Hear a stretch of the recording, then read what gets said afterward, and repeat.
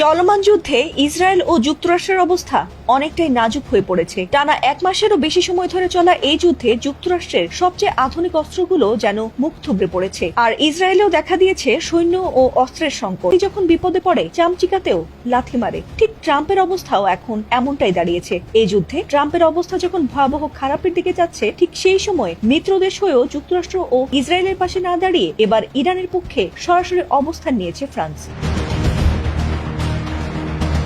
যুদ্ধের সর্বশেষ অবস্থা দেখলে বোঝা যায় ট্রাম্প কতটা বেকায়দায় পড়েছেন। একদিকে আমেরিকার নাগরিকরা ট্রাম্পের বিরুদ্ধে রাস্তায় নেমে বিক্ষোভ করছে, অন্যদিকে ইরান ট্রাম্পের যুদ্ধবিরতির প্রস্তাব নাকচ করে পাল্টা হামলার হুঁশিয়ারি দিয়েছে। আর এমন মুহূর্তেই ট্রাম্পকে কোনো তোয়াক্কা না করেই এই যুদ্ধে ইরানের পাশে এসে দাঁড়িয়েছে পারমাণবিক শক্তিধর ফ্রান্স।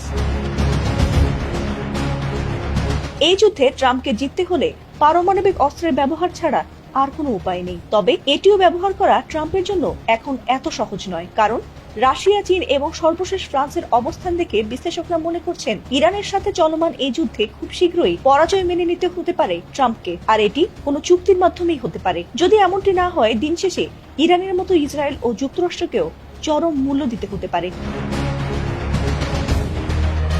এদিকে ফ্রান্সের প্রতিরক্ষা মন্ত্রী ক্যাথরিন বউট্রিন স্পষ্ট ভাষায় জানিয়ে দিয়েছেন, ইরানের বিরুদ্ধে চলমান সংঘাতের সময় ফ্রান্স ইসরায়েলকে আর কোনো আক্রমণাত্মক অস্ত্র দেবে না। তিনি আরো জানিয়েছেন, যুক্তরাষ্ট্র ও ইসরায়েলের পক্ষ নিয়ে ইরানের বিরুদ্ধে কোনো সামরিক আগ্রাসনেও ফ্রান্স অংশ নেবে না। ফ্রান্সের এই অবস্থানের প্রতিক্রিয়ায় প্যারিসে নিযুক্ত থাকা ইসরায়েলের রাষ্ট্রদূত ক্ষোভ প্রকাশ করে বলেছেন, ফ্রান্সকে তারা আর বন্ধু হিসেবে বিবেচনা করতে পারবে না।